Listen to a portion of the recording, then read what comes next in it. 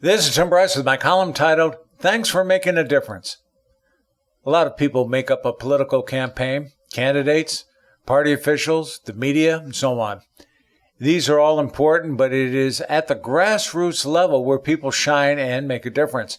Tampa Bay is no exception, and during the recent presidential campaign, many people stepped up to the plate and made a difference.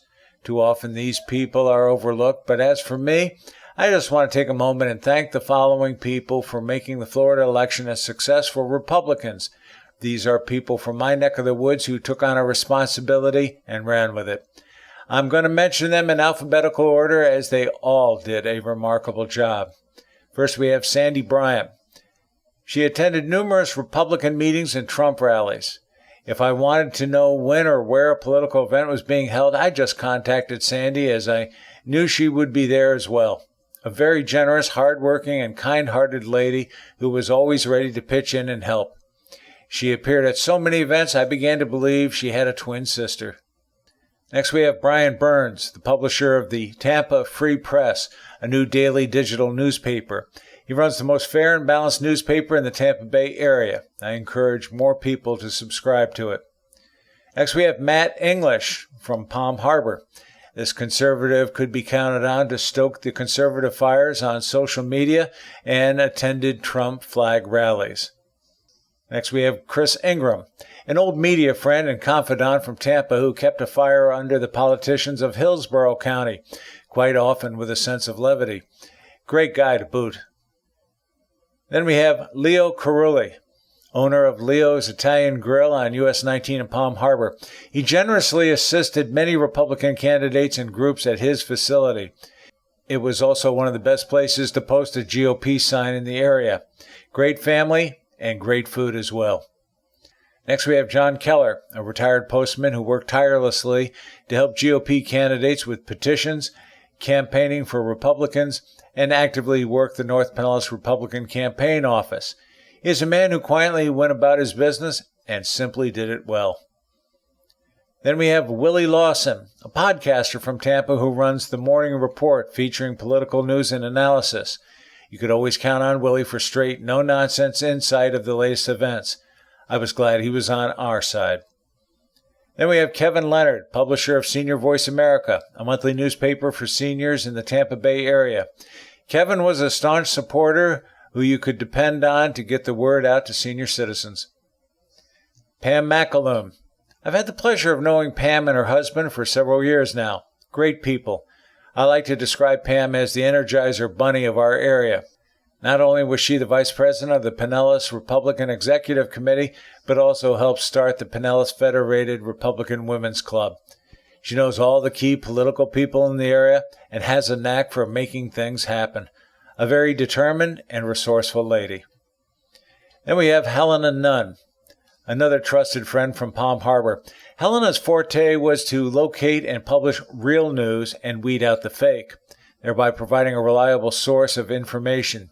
She did this on Facebook with Ask Helena and was the news editor for tbctampa.com, a local webpage for Tampa Bay conservatives. If Helena brought a story to your attention, you could take it to the bank. Next we have Ron Ogden. He founded the North Pinellas Republican Campaign Office. Whereas most GOP activity was in South County, Ron opened an office for those of us in the North. As such, it was a clearinghouse for much-needed political signs and for calling local voters. His ideas for running it were very ambitious and creative. Then we have Mark Phillips, also from Palm Harbor. Mark worked quietly behind the scenes, supporting campaigns and candidates through careful investigation of key issues. His enthusiasm and curiosity seemed to have no bounds. He's just a great guy to have on your team to help get things done. Then we have Dr. Richard Swire, publisher and editor of what I consider the best political e-zine, not just in Tampa Bay, but in Florida and maybe all of America. His publication enjoys a huge following. More importantly, he offers great political insight. If you haven't been to his website, you are missing out on some great content. Then we have J.W. Stratton, founder and president of the Tampa Bay Trump Club, perhaps the largest Trump group in the state. Not only does he organize speakers for the event, but he collects donations for local charities. His enthusiasm and energy is inspirational. And we have Penny Lee Todd. Last, but certainly not least, Penny was the go-to gal for Trump flag rallies in North County. She tirelessly organized them, ran them, and promoted them afterwards, thereby recruiting more people for the cause. Waving flags may not sound exciting, but it does express the people's support for the candidates. Doing a first-class job, as Penny did, helped immeasurably. These are all extraordinary people. As you can see, they served in a variety of capacities. If you were to ask them, was it a lot of work or difficult to perform, they would probably say it was a labor of love. They genuinely seemed to enjoy what they were doing and did it well. They were not looking for personal accolades, they just wanted to help the cause. To me, they are the true unsung heroes of the campaign. Some time ago, I wrote a column titled, "Do Just One Thing."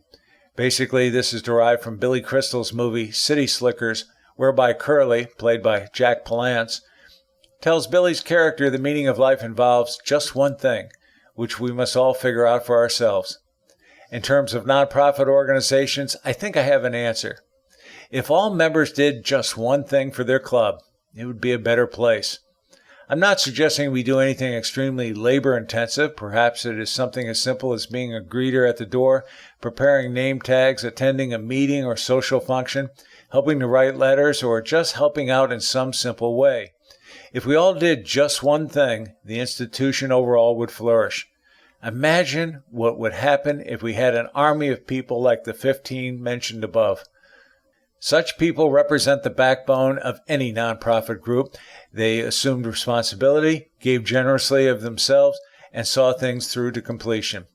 Too often we take such people for granted. I, for one, do not. I relish them. I therefore want to salute them for their efforts and offer a sincere and most appreciated thank you. Obviously, there were many others who participated, and I'm sure I'm overlooking some important people. To all of you who participated, thanks. You are appreciated and deserve accolades. We couldn't have done it without you. Friends, keep the faith. This is Tim Bryce in Palm Harbor, Florida. Follow me on the internet at timbryce.com.